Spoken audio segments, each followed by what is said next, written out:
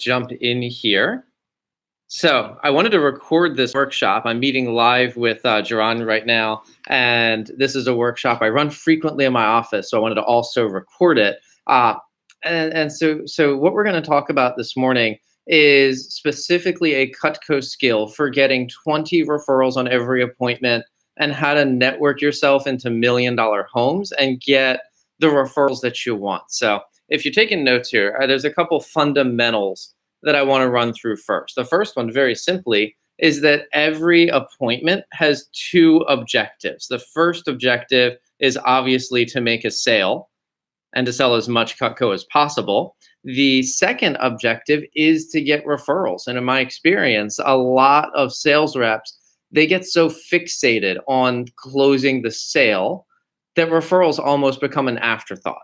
And if referrals are an afterthought, then obviously the customer isn't going to give as many. So I've had appointments where I made a big sale. I remember one in particular where I sold 2 signature sets and I was making 50%. So I made a signature set. It was about $1,600 in commission. And I got so excited for the sale that, by the way, that also put me over my best month ever. I set a personal record. I hit the goal I had set. And it was my absolute last possible appointment. I think it started at 10 o'clock at night on the final day of the push that I was in. So I was so excited about hitting my sales goal and the sale that I made that I completely forgot to ask for referrals. And man, in hindsight, I was like, I would have loved to have met the people that person could have introduced me to. All right. I've had other appointments. I remember one in particular where the lady was just not a very nice human being, but she was in my mother-in-law's neighborhood. I'd been calling my mother-in-law's, some of the neighbors that she introduced me to, and then I got a couple referrals. So I had been dabbling in my mother-in-law's neighborhood. And this lady that I got just wasn't a very good human. She was really rude, and I didn't enjoy her company. And she ended up not buying anything. And actually, it was funny because I remember vividly, she told me, she's like, oh, you can call me, whatever. And I was like, I'm definitely never calling you again, ever. Or I didn't say that, but in my head, I was like, there's no way I'm ever calling you again. But when I asked for referrals, she was just like, you know what? You've seen so many of my neighbors. You dropped so many names. Why don't I just give you the neighborhood directory and you may as well just call all of them. So I got like 275 referrals. And I was like, that's amazing. And as much as I didn't enjoy the experience necessarily, I would call that a highly profitable appointment. So the goal is, and of course, right, the best appointments. Some of you guys have heard the story about Kim and Pelham Park.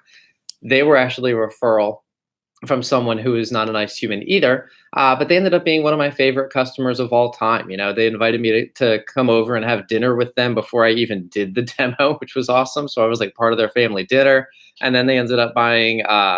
It was roughly a $1,500 order. It was a homemaker plus 8 and some accessories as add-ons. And then at the end of the appointment, they gave me 15 referrals and then invited me to like come hang out. And I hung out with Pelham in his man cave for a couple hours after the appointment, went back to their house and 2 weekends later for his wife's birthday barbecue. And they bought $1,500 themselves and referred me to over $10,000 worth of business. So your best appointments are the ones where you get both. So I think just starting the appointment with the mindset of my objective today is to sell whatever it is, right? Usually a homemaker plus 8 or a signature is the target, and to get 10, 15, 20 referrals. Okay. Now, some of the key fundamentals, and I'm going to give you some advanced stuff too, but I firmly believe that the difference between a rep who consistently gets 20 referrals on their appointments and either consistently gets 0 or 1 or 2, or they just get inconsistent results. I think the difference is more in the fundamentals than the advanced stuff. So there's 3 keys that I think about just to be able to get referrals consistently, right? Number 1, timing is everything. Timing is everything. What happens for a lot of reps is that the customer says, yeah, I'll buy that. And then the rep immediately enters the order online. They're focused on the order. And then they ask for referrals afterwards. But as soon as you enter or start to enter the order online, you're no longer talking to the customer, right? You're really more typing on the computer, you're silent, and entering the order is like one of the last things you do, you know? So for all intents and purposes, you may not have said it, but everything you're doing is signaling to the customer that the appointment is over, right? And it's setting the expectation that we're about done. So then when you ask them, "Hey, can you do this for me?" They're like, "No, we're done. I've got things to do right now." Right? We'll do it later, and then they just don't. Ah, or if you have a no sale, a lot of reps get so flustered at the no sale that they're like super weird about asking for referrals, and then the customer is like, "Ah, this is weird. I'm not doing that." You know. So the first one is just the timing. So if it is ending up being a no sale, what should happen is that on page 7 in the manual, you present to the customer your custom offer, and you're presenting, "This is the normal price. This is your price. Here's what I can give you for free. Here's what it would be to try it out." And no matter what they say, if they're like, "Hell yeah, sign me up," right? Or if they're like, "Ah, no, we're just not," right? No matter what they say, the immediate response should be, "Cool. Let me call my office and just verify really quick." And you get a second set of eyes on it and you verify. If the managers help you close a deal, then the customer said yes. You want to go straight to referrals. Actually, excuse me. You want to make sure to show all the accessories, see if there's anything they want to add on, and then go straight to referrals. If it ends up where the customer, you talk to the manager and we don't help you close a deal, you want to offer the reserve the buy now bonus. So, hey, it sounds like you love Cutco, but now it's just a bad time, right? Cool. Yeah, we have something called a buy now bonus. Basically, if you buy one piece today, A, you get your favorite piece right now. B, you become a Cutco owner, and Cutco owners are always eligible for discounts and free stuff. And C, it would help me a ton towards my goal. So, what's your favorite one? All right, you try to get them on that. And if even if they still say no, if it's a straight no sale, you'll say, "Cool. Well, hey, there's one more really important part, and here's where you can really help me out. So get your phone real quick." Right. So the transition is just, there's not a break where it's this awkward, well, okay. Well, hey, there's one more real, it should just be cool. Well, hey, there's one more really important part. Get your phone. Ah, or if it is a sale, what I like to do is I like to get their credit card. There's a psychological thing. I don't really understand the brain science, but once they hand you their credit card, in their brain, they've paid for it. Okay, so I get the credit card, but I don't go on Vector Connect yet. I don't enter the order yet. I just have the card, and I go straight to page 11. So hey, there's one more really important part. Get your cell phone. Here's where you can really help me out. I get paid every time I show Cutco, and I can only show people that I've been personally recommended to. So what I need you to do while I'm writing up the order and cleaning up is to jot down a list of between 10 and 20 people who might be nice enough to help me out. Now, I'm not necessarily looking for people that would buy, just nice people like you willing to take a look and help me out. So they so put down as many as you can. Thank you so much. I really appreciate your help. Oh, by the way, if you give me 10, you become a sponsor. And if you give me 20, you become a double sponsor. And when I get 50 people to sponsor me, I get a Cutco scholarship from my manager. So here's a pen and a paper. Please put as many as you can. Thank you so much. I really appreciate it. And then immediately you get busy, right? Whether that means you want to physically change your body language. So you don't want to sit there and have your body pointed straight at them and making eye contact with them, because what that does is it means the conversation is still open, and specifically it would be open for them to give objections or ask questions or whatever. And I want to ask them, give them the action statement. So please put down as many as you can. Thank you so much. I really appreciate it. And then immediately turn my body away. Or even if I'm just going to go on the computer and turn my body down, but my body language signals this isn't a conversation. You're working on something. I'm working on something. That's just what's happening. Are you guys tracking with me here? Right. So those are the three keys. The first one is simply timing. Second one is the transition. Like there needs to be a smooth transition into asking for referrals. And then number 3, I just executed it for you, and I admit it wasn't my best version, but it's the script. Okay, the script needs to be tight. I did it completely from memory, by the way. I don't have the entire presentation memorized. Even after 14 years, I still use my notes. But the referral script, you want that to be one where you do have it memorized. And the key, really, is that you can say it confidently. Okay, what you don't want is to use a lot of wimpy words like, so if you don't mind, could ya, if it's not too much trouble, right? You don't want to use a whole lot of wimpy words. You just want to be assertive, not pushy, not a pushover, just assertive. Okay, so those are the three fundamental skills. That said, I can now segue and give you a couple more advanced things that you can do. Okay, actually, one thing I was debating, I was going to lump this in with the advanced ones, but as I'm thinking about it and I'm about to say it, it probably does go in the fundamentals and as part of the script.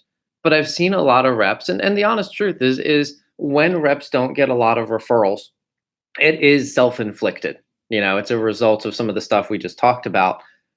But one thing I do see a lot of reps do is they didn't get a lot of referrals from their customers because they were getting people saying, "Oh, I'm not comfortable," or "I'll do it later," or whatever the case may be.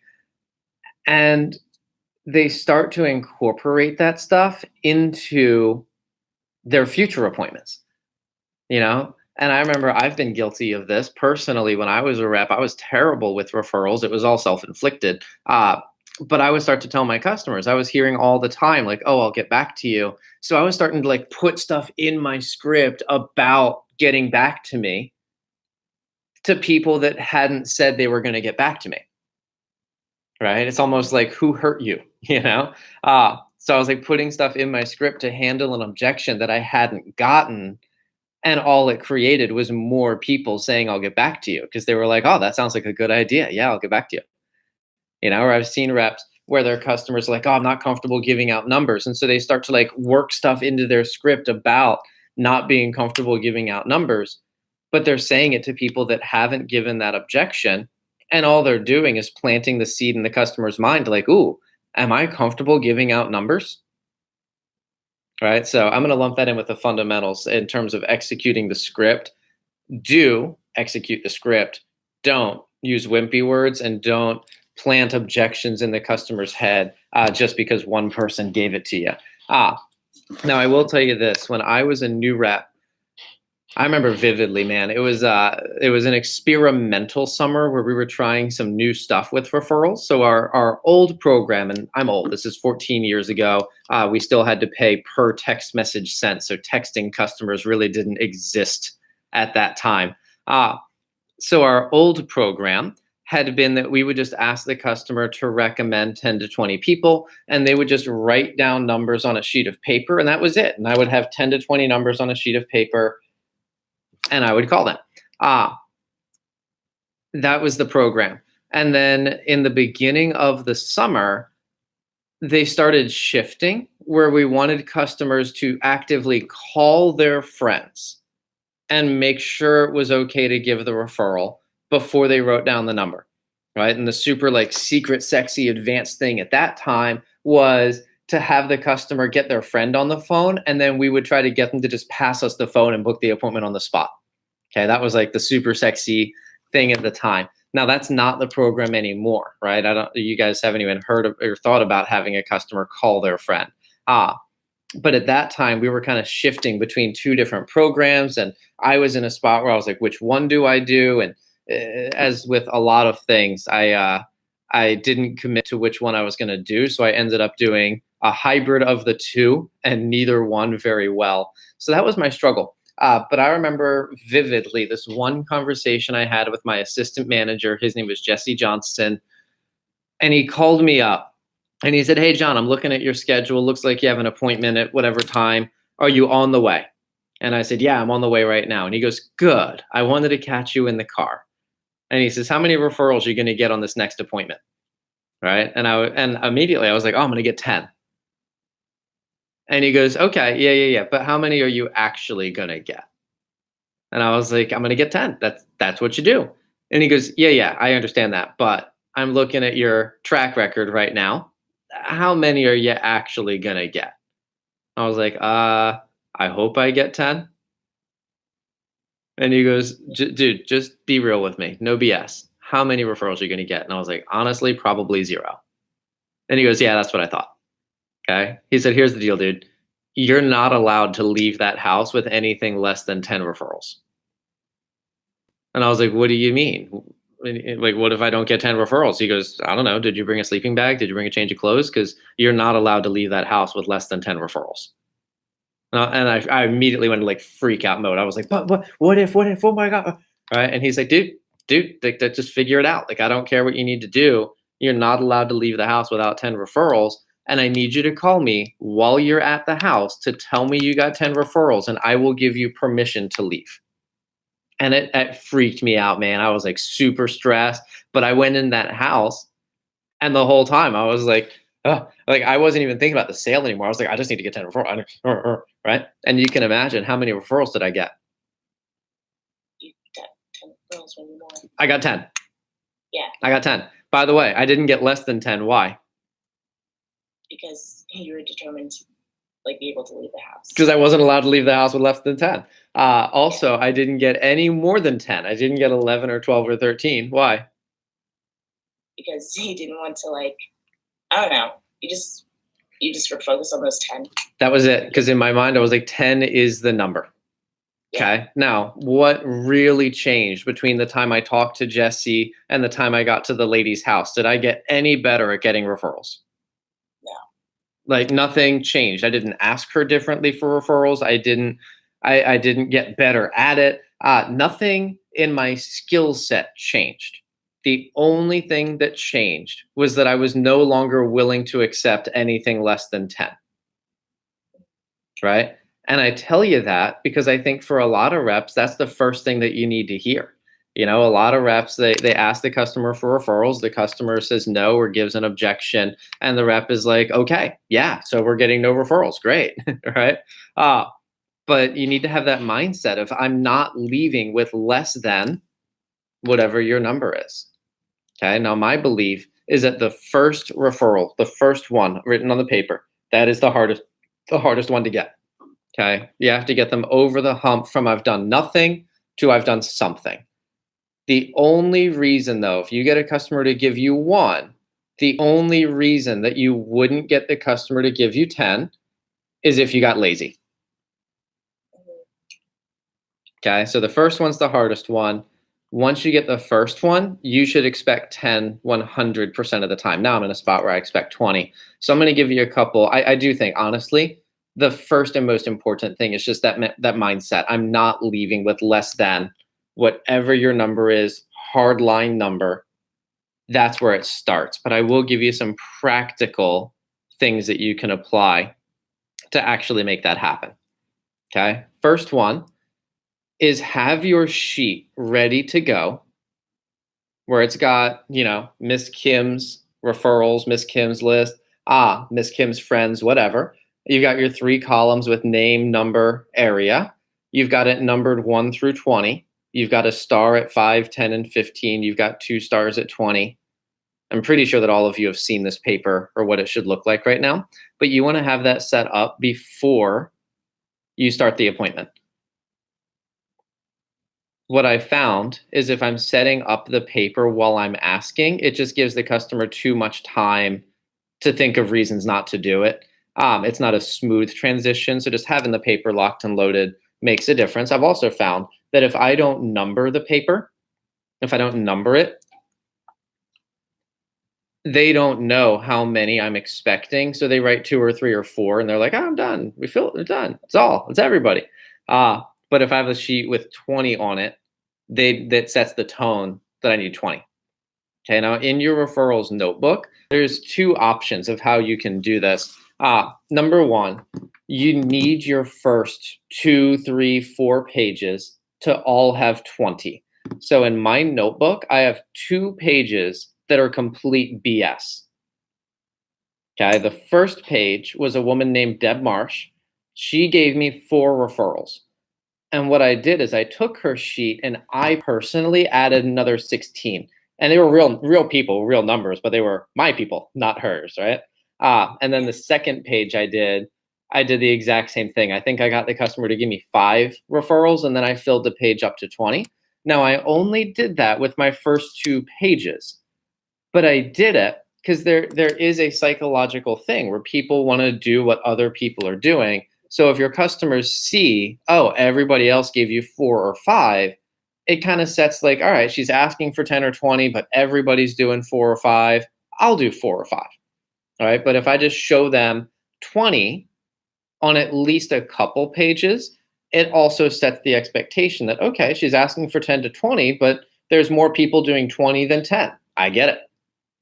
So I didn't BS all my pages. I still have some sheets that only have 2 or 3 or 4 names, but I wanted that first impression they got to be the full list. And I'll tell you where you have the option. Personally, for me, I like to keep all of my referrals in a notebook, and it's just one notebook that I only have referrals in. I have other reps who like to tear out their sheets that have 20 and put them in a plastic protector sheet and put it at the front of their blue book. Okay, because there's a spot on page 2 of the manual. I don't know the exact verbiage. Again, I don't have the presentation memorized, but it says something to the effect of, at the end, I hope you're impressed enough with me and Cutco to recommend me to friends and family, something to that effect, right? And what I've seen a lot of reps do, and it's very successfully, is they just show the customer in their binder, they'll show their referrals pages that have 20 on them. Yeah. At the same time they say that, right? So either way is perfectly fine. Personally, I just like to keep it in my notebook, but there's nothing wrong with putting on a sheet of paper or putting it in your binder rather. So that's the first thing is having your sheet set up, have a couple that have 20 for social proof. Okay. Second thing is no matter how many referrals they give you, be grateful, but not happy. Okay, so if a customer gives me 1 and they're like, that's the only person I know. I've done this before, by the way, where I'm like, come on, that's not enough. Rah. And I'm like, not grateful. I'm like, I need more. And what the customers do, and I've done this from experience, so don't do this. But when I'm not grateful, the customer's like, you know what? Screw it. Don't even call that person. So I talked myself out of referrals once or twice. So what I do is they just write down 1 person or 2 or 3 or 4. I'm like, that's awesome. Thank you so much. I really appreciate it. And I ask for more. Okay. There's a couple different ways you can ask for more. One is just get them to the next star. Okay. So I put a star at 5 because I know that 2 and 3 and 4 are common. And it's easy enough for me to say, hey, can you at least get to 5 so you get the star? Yeah. Right? If they give me 5, I'm like, that's awesome. Hey, you're only 5 away from the next star. Can you do it? And I've had customers ask me before. They're like, well, what does the star do? I'm like, it makes me happy. It's what it does. Yeah. That's it. It makes me happy. They're like, oh, and I've had customers like, okay, yeah, I'll make you happy. Okay. Right. Another thing, John Tevis does this all the time, and I think it's hilarious. If a customer gives him 4, he goes, oh, I hate even numbers. Can you get to 5? And then they get to 5. He's like, oh, thank you so much, but I hate prime numbers. Can you do 1 more? And then they're at 6 or 7. That's an even number and a prime number. Then he's at 8, even number, 9. Oh, you're so close to 10. We can't not hit 10. Come on. Right. And he'll just get like it was nickel and dime on, man. It's hilarious to watch.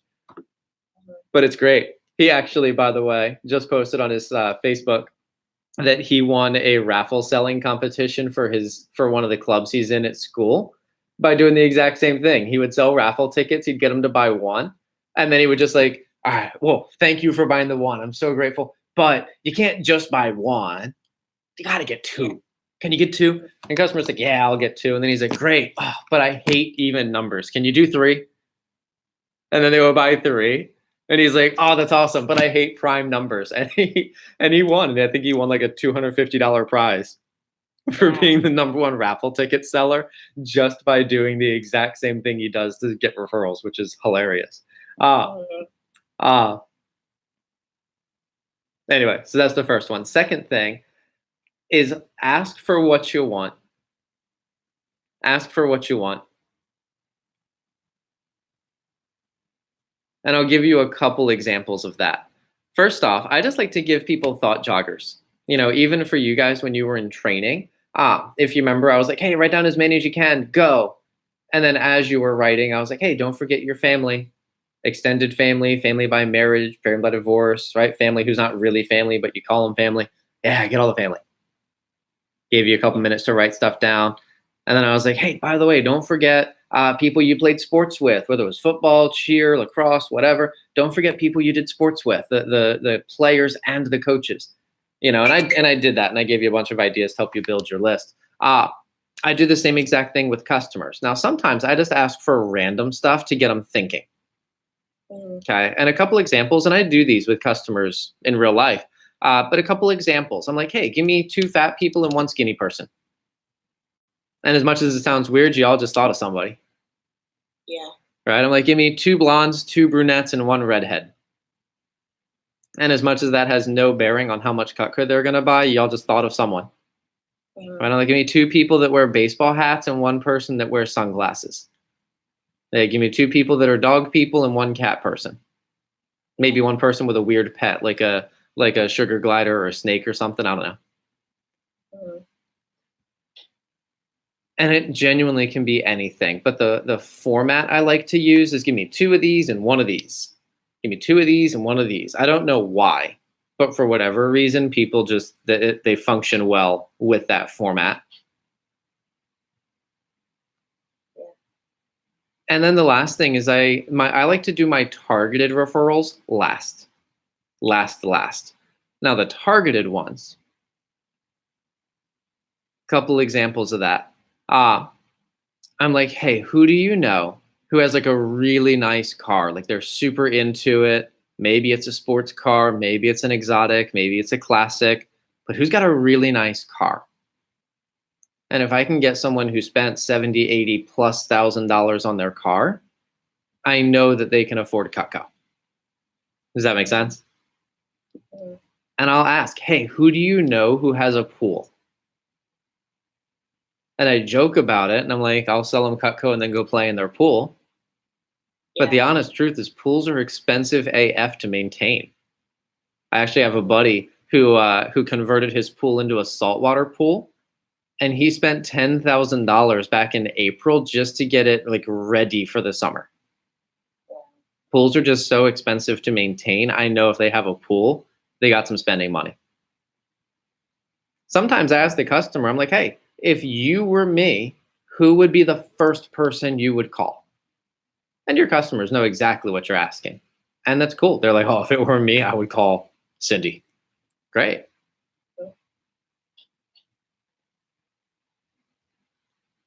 Okay. Another thing I've done, and I mentioned I was going to teach you how to network yourself into $1 million homes. Very simply, just identify 1 or 2 neighborhoods that you want to get into. Okay. So my mother-in-law lives in a really nice neighborhood, but the homes there probably average about $650,000 plus or minus. I'm guessing. I've never looked up the price of the homes, but I'm just guessing, So they're nice homes. They're upper middle class for sure.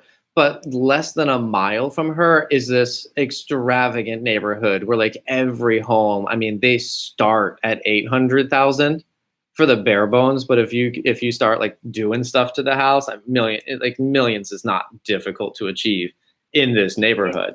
So what I did is I got the name of the neighborhood, and I'll admit it's been 6 years now, so I forget the name of it now. But when I was in my mother-in-law's neighborhood showing all of her neighbors, I was just asking, hey, do you know anybody over there? I'd like to meet some people over there. Do you know anybody in there?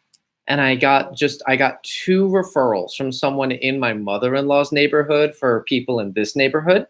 And then when I showed those people, I was able to get some more. And I'll admit, I didn't do nearly as much in that neighborhood as I wanted to. But if I went back and gave it a concerted effort, I certainly could. Right? But if you just find a couple of neighborhoods that you'd want to be in, we don't cold call them, but you can just ask for referrals in there and you're able to get them. Same thing. I put this on the sign-up sheet for this workshop, but a lot of reps tell me that they struggle to get daytime appointments. And a lot of reps tell me like, oh, 9 to 5, everybody's working. Actually, less than 50% of Americans work 9 to 5. It is the most common shift, but it's not the shift that the majority of people work. There are more people who work other shifts. But anyway, because it's so common, I see a lot of reps say that. But the honest truth is that the reason so many reps get late night or evening appointments is because they make their calls in the evening, right? We have our team meeting in the evening. That's when most reps do their calls. But there isn't a bad time to make phone calls. The honest truth is if you have a list of 100 people, if you call that list between 8 and 10 a.m., you call the same list between 12 and 2 p.m., and you call the same list between 5 and 7 p.m., you'll reach the same percentage of people every time. But which people you reach will change. Yeah. So I like to mix up my phone times. And if you're calling people during the day, the majority of the ones that will answer the phone will be the ones who could meet with you during the day. That is the reason we do these workshops at 8 a.m. is very simply to get our representatives to make calls to the same people at a different time of the day.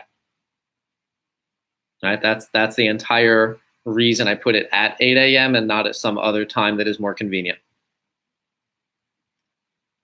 But when you're asking for referrals, you can ask, hey, who do you know who's available during the day? I'd like to do more appointments in the daytime. Who do you know who stays home? And they could give you some stay-at-home moms. They could give you some people that work night shifts in a hospital or any other thing. But if you ask for it and make a note of it, and then you call them during the day, and again, the referrals that those people will give you are more likely to be daytime appointments. You only really need a couple to get things started, and then you get the referrals, and that's what builds your momentum. This is all making sense, yeah? Yeah. And then I'll give you one last thing. Actually, I'll give you two last things. So in terms of getting a big list, what I like to do is put out a contest for breaking the record. Okay. Now, you can give literally anything away. I've done Cutco product where I'm like, hey, I would buy an ice cream scoop for the winner.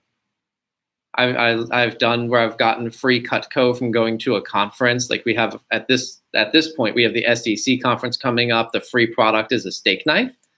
And if I had extra of something, I wouldn't give away my only steak knife. I need that so I can sell some steak knives. But if I had extra of something, I would make that my free giveaway because then it cost me nothing, Or, I mean, you could do a $10 Starbucks gift card, $10 Wawa gift card. It doesn't matter. But you need to have some kind of incentive. And what I would do is I would go to an appointment. I would say, hey, Mrs. Jones, the record for the most referrals I've ever gotten is 10. So if you can break the record, I will put you into a drawing at the end of the month for a free whatever. Mm-hmm. And not everybody breaks the record, but I'm asking every customer to break the record. And then I would go to my next appointment. So if Mrs. Jones broke the record and she did 12, I would go to my next appointment and say, hey, Mrs. Jones, my record is 12. If you can break the record, I will put you into a drawing for a free whatever at the end of the month. And again, not everybody breaks the record, but as soon as someone does, my next appointment, hey, my record is, and it's designed to keep steadily creeping forward. Okay, and there was a time when my record was 10 because of that one appointment I told you about. And then my record creeped up to 20, and then it creeped up, got to 25, and now my record's 275. I haven't had someone break that record in about 6 years. But I still ask everybody to. Isn't that cool? So that's the one tip I would give to get an ever expanding best ever. And then, by the way, you do have to keep track of who is breaking your record, and you do have to give someone the prize at the end of the month. That is ethical. But that is, I mean, I don't care if one person's in the drawing because they gave me 10 and the person who wins it is in the drawing because they gave me 30. Doesn't matter. You're just ever sliding it forward. The last tip I'll give, this is for the referral, or the people rather, that won't give any referrals. Okay. I will tell you, by the way, even for me, I still have some people that don't give me referrals. And that's okay, right? There are some where they just have an objection or a concern, and you need to overcome that. By the way, I don't know if you know this, but in your manual, the script, as of today, I'm recording this. So as of today, the script for asking for referrals is on page 11, but on page 12 is a response to every objection they could give you, such as, I'm not comfortable giving out numbers. I want to talk to them first. I'll get it back to you on Monday. There's a response for every one of those. So you do want to familiarize yourself with that. But what I found is there are some people that are just adamant, like, I'm not doing it. And for those people, I'm just kind of like, fine. I don't want to like go to war with you and piss you off, and then and then you feel bad about the sale because of the way I asked for referrals. So I don't want to piss people off. But sometimes they just have a genuine concern. Like, I don't want to just give out people's numbers. I'm like, yeah, of course. So just so you know, A, I'm going to have you text them first. And if anyone says it's not cool, tell me and I'll never call them. B, I'm the only one who calls them. It's only me. And I only call them 3 times ever. And if they don't answer my call, I don't call them after the 3rd time. Or if they say no, I don't call them again. So I understand the concern, but I'm definitely not hounding them, and nobody else is getting access to their numbers. So would you mind? That's just an example of handling an objection. So it's comfortable, not pushy, but also not a pushover, right? But sometimes you have the customer and they're not unwilling to give referrals. They're just like stuck on, oh, I don't know anybody who would be interested, or I don't think my friends would buy, or I don't want to waste your time, like that one. It's not like I'm unwilling to introduce you. It's just I don't want to give my people. And what I do for those people is I'm like, hey, Miss Sally, who do you know who would absolutely never buy Cutco? Like, it doesn't matter what I did. I could make the Homemaker Plus 8 cost $1. I could give her the free Super Shears. I could make it on a 5-month payment plan for 20 cents a month. And just on principle, she would not buy because I'm a sales guy. Who's that? And it's funny. They all have one. Like, in their head, they're like, oh, I know. It's Esther. It's Ethel. Yeah. Ethel, right? And I'm like, great. If you give me Ethel, I get paid $18.50, and the appointment's going to be really easy because she's not even going to negotiate with me. She's just going to say no. I would love to meet with Ethel, and I would appreciate the $18.50. Would you kindly put Ethel down? And I want that first name they give me to be their Ethel. And what I found is if they see me get really excited and really pumped for the person that they feel confident is not going to buy, then they become more comfortable recommending all the people that they think would not buy. And then what I do is I just take Ethel gently off my list. I'm not calling Ethel, but I'll call the other 19. This all make sense? Yeah. So let me stop there and give you guys a chance to do Q&A.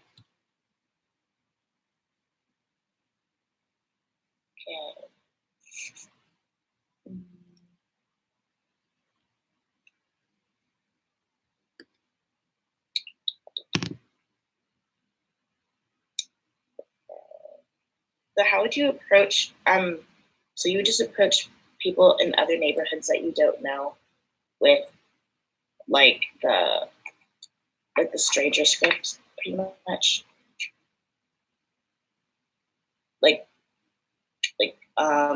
I got the church script, and it's like similar to that one, but except like from so-and-so's neighborhood.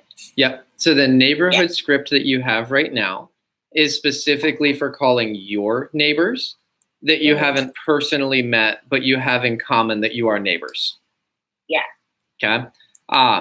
When you get referred to the $1 million neighborhoods, that would be the referral script that as of right now you don't have, but when you have enough referrals, I will give it to you. Yeah. Yeah. So you use the neighborhood script for your neighbors and the referral script for people that are straight referrals.